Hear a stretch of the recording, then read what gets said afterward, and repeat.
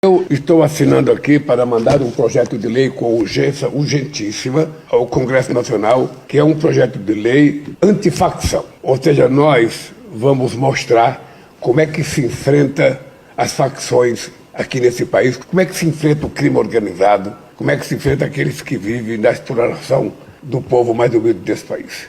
Bem, presidente, eu queria primeiramente parabenizar o senhor pela determinação que o senhor deu no sentido da elaboração de um projeto antifacção. É um projeto moderno, é um projeto que vai combater esse flagelo nacional que são as facções criminosas, que prevê fundamentalmente a descapitalização das facções criminosas, o aumento de pena para as lideranças das facções criminosas. Nós estamos também estabelecendo medidas para o perdimento de bens que são arrecadados por estas facções criminosas.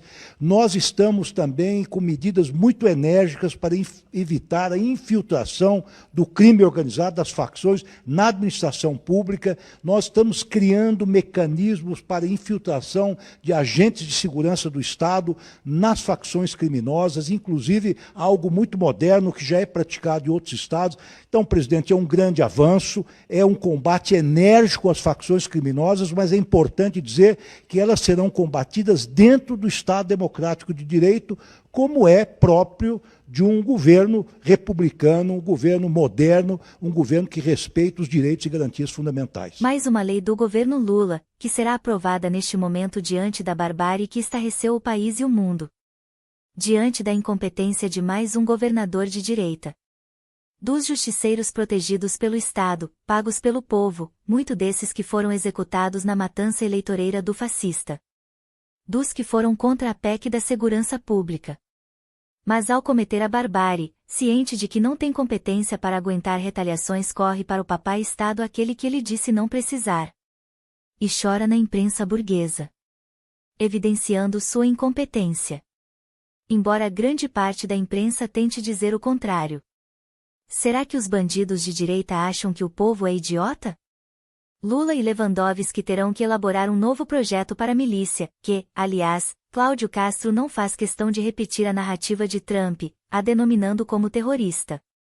Os amigos de Castro e de muitos da direita mostram constantemente o que são, hipócritas e criminosos. Vou ser polêmica agora. Qual foi o deputado que estava na reunião na Alerj, olhando para ver a polícia como ia tratar, para ver como ia estar, e hoje não é mais deputado, tá preso e vendia os drones de alta tecnologia, os noturnos para o Comando Vermelho? TH Joia. TH Joia. As milícias se espalharam por todo o estado do Rio de Janeiro. Esses grupos armados já dominam quase um terço de todo o território da capital e metade das áreas comandadas por criminosos na região metropolitana. E num primeiro momento, muita gente caiu nesse conto.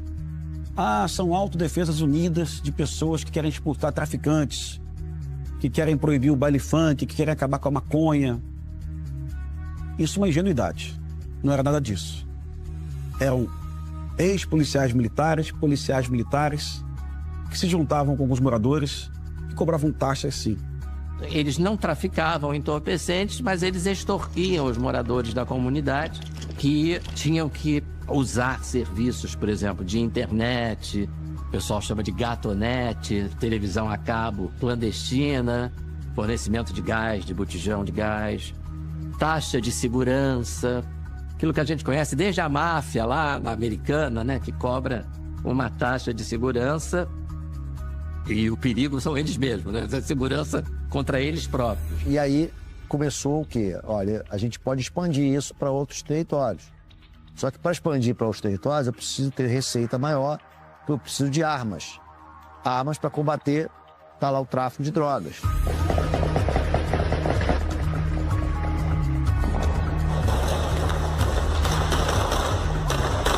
E com isso eles foram expandindo, e viraram mais um câncer para o Rio de Janeiro. Então o morador saía da ditadura do tráfico e caía na ditadura da milícia. Não é que Cláudio Castro fez um favor à milícia? Afinal, é mais fácil executar pessoas desarmadas, o traficante de bairro sem treinamento militar do que o que tem, não é mesmo? O crime organizado, ou seja, o mercado continua pujante. Vender uma operação, como Mega, na qual não consegue capturar sequer um líder do alto escalão, para demonstrar a capacidade de utilizar do aparato estatal para promover a barbárie, é para além do viralatismo trumpista, é desespero. Desespero eleitoral que coloca a própria população em risco.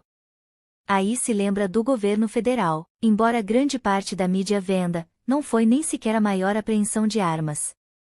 Isso já havia ocorrido com o vizinho do Bolsonaro, o miliciano, assassino do Rony Lessa. Com as inúmeras operações da Polícia Federal sob o comando de Flávio Dino na época, sem dar um tiro. Como ocorreu com o uso da inteligência e integração da Polícia Federal, agora sob o comando de Ricardo Lewandowski e Receita Federal de Fernando Haddad na mega Operação Carbono Oculto, sem dar um tiro. Como a direita estrutura o crime organizado no Brasil, com a matança desenfreada fingindo que combate o crime. A polícia acredita que os 117 fuzis apreendidos numa casa no Rio de Janeiro pertencem ao atirador Rony Lessa. Para os investigadores, ele é um contrabandista internacional que comprava as armas no exterior pela internet. Mansão no condomínio de frente para o mar, na Barra da Tijuca. Carro de R$120 mil na garagem. Uma vida de luxo bancada por um sargento reformado que ganha pouco mais de R$7 mil por mês. Apreensão de fuzis na história do Rio de Janeiro. O arsenal estava na casa de Alexandre Mota de Souza, amigo de Lessa, que também foi detido. Você tem ciência do que a gente está achando aqui? O que é isso aqui? Eu tava tudo lacrado, cara. Eu não abri, ele falou que ia vir buscar isso no mês seguinte, cara. Desmontados, 117 fuzis eram vendidos como armas de fabricação alemã, produzidas para o exército americano, mas não passavam de réplicas perfeitas de outro modelo. Justamente para tentar agregar algum valor ou alguma confiabilidade no equipamento que ele está vendendo. A polícia não tem dúvidas de que Rony Lessa era um contrabandista e vendia armamento para várias quadrilhas no Rio. Mas ainda é preciso esclarecer de onde vinham essas armas, como entravam no Brasil e para quem eram vendidas. Os investigadores também encontraram um e-mail de Lessa criado no exterior para comprar armas pela internet. Mas a forma como ele trazia esse equipamento para o Brasil ou algumas peças, a gente ainda não pode afirmar se era por intermédio dos Correios. A compra de peças tem uma explicação. O intuito principal é que, no caso de uma apreensão dessas armas, perca-se o produto apenas em parte. É apenas a ponta de um iceberg que torna o Rio uma cidade ainda mais perigosa. Ela tem um convênio, não é com o Rony Lessa, com o Jair Bolsonaro, não. É com a polícia. Tanto com a polícia civil quanto com a polícia militar. Todos têm que ir para lá.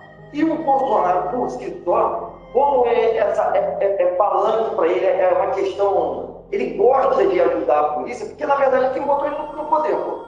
Então, quando ele sabe de uma pessoa, ele vai interferir, mas na verdade ele não estava ajudando o Rony, estava ajudando o policial, fez a perna. Ele era patrono da PBF. E é uma coisa tão interessante que no final eu saio até nessa história, para a gente fechar com o cabo de ouro, como um mal agradecido. Olá, um militar da aeronáutica que estava na comitiva do presidente Jair Bolsonaro é preso com 39 quilos de cocaína dentro de um avião. Foi feita pouco antes da decolagem em um hangar de voos particulares do Aeroporto Internacional de Belém. Segundo a Polícia Federal, pelo plano de voo, a droga seria levada para a cidade de Petrolina, em Pernambuco. Em nota, a Igreja Quadrangular confirmou que é dona do avião. Também afirmou que foi o Conselho da Igreja quem avisou a Polícia Federal sobre a droga dentro da aeronave. Segundo a Polícia Federal, foi um ex-prestador de serviços da igreja quem colocou a droga no avião, que é usado pelo ex-deputado federal Josué Bengtsson, líder da Quadrangular e tio da ex-ministra e hoje senadora Damares Alves. Planilha revela gastos de R$5 milhões em um mês com armas e munição por criminosos do Comando Vermelho. Um dos nomes citados é o do CAC Eduardo Bazana, dono de um clube de tiro em São Paulo que recebeu mais de R$1,6 milhão da facção através de laranjas. A notícia é dada como se fosse novidade. Quais foram os defensores do armamentismo no Brasil? Quem afrouxou a legislação para munição e armas? Certamente nenhum pobre de direita comprou um fuzil. Investigações apontam, como você e a Isabela Leite trouxeram numa ótima reportagem que foi publicada no G1, que colecionadores de armas, caçadores e atiradores se tornaram fornecedores de armas para o crime organizado. Trouxemos aqui no jornal, falamos da operação contra suspeitos de participar de uma quadrilha de Novo Cangaço, em que ao menos 4 dos detidos eram CACs. Houve também operação na Bahia e um levantamento do Instituto Sou da Paz, ao qual a Isabela Leite teve acesso, aponta que de 2018 para 2023 foram notificados ao Exército o desvio de quase 6 mil armas por parte de CACs. Então, os CACs eles têm que comunicar quando há algum desvio, algum roubo, algum furto, perda de arma. Então, comunicaram ao Exército o desvio de quase 6 mil armas de 2018 para cá. E houve um crescimento, então, nesse período de 68%. De Jair Bolsonaro, houve uma flexibilização nas regras de acesso a armas. Com as mudanças, as novas armas registradas por ano saltaram aí de 59 mil em 2018 para 431 mil em 2022. E agora, o governo Lula, quando foi eleito, ele editou um decreto ali para frear a flexibilização das armas. Há em tramitação ali no Congresso um projeto que quer derrubar esse decreto. Então, vamos seguir acompanhando aí uma situação muito preocupante, então, de CACs fornecendo armas para o crime. A Polícia Federal e o Exército Brasileiro fizeram a maior apreensão de armas de fogo da história da Polícia Federal no Rio de Janeiro. Os detalhes da operação chegam com o Kleber Rodrigues. Ao todo foram apreendidas 80 armas, sendo 68 fuzis e 12 revólveres. Também foram apreendidos mais de 200 carregadores de fuzis e milhares de munições, incluindo de uso restrito das Forças Armadas. A operação Desarmada, realizada nesta quarta-feira pela Polícia Federal e pelo Exército aqui no Rio de Janeiro, foi considerada a maior apreensão de armas na história da PF no Rio de Janeiro. Essa grande apreensão aconteceu em 2 lojas de Nova Iguaçu, na Baixada Fluminense. 4 pessoas foram presas, entre elas um policial federal aposentado. A operação Desarmada aconteceu a partir de um trabalho de investigação, um serviço de inteligência feito pela Polícia Federal e pelo Exército Brasileiro. Bom, quem comentou essa operação foi o ministro da Justiça, Flávio Dino. Nós temos um tweet feito pelo ministro. Ele diz o seguinte: armas e munições ilegais apreendidas hoje no Rio. Para onde iria esse arsenal? Estamos combatendo as organizações criminosas de todos os tipos. Quando se usa inteligência, quando se tem um trabalho de investigação, você não prejudica a vida de ninguém, do trabalhador que está indo para o seu trabalho e acaba ficando preso numa troca de tiros entre criminosos e policiais, não coloca a vida de nenhuma criança em risco, não fecha escola, você consegue ter grandes resultados como esse. Essa apreensão que aconteceu lá no Rio de Janeiro, lá em Nova Iguaçu, ela joga uma outra dimensão sobre o problema das armas aqui no Brasil, porque ela foi feita em 2 lojas. Porque essas lojas, né, durante o governo Bolsonaro, a gente teve uma série de flexibilizações nas normas de acesso às armas de fogo, possibilitando que um número maior de lugares possa vender essas armas de calibre que eram restritos às forças policiais. Então, é uma nova dimensão do problema, essa apreensão que a Polícia Federal fez. A estas alturas, o que nós temos a pedir, respeitosamente, é que as pessoas cumpram a lei e entendam que a lei tem que ser cumprida no Brasil. Então, que as pessoas façam o recadastramento.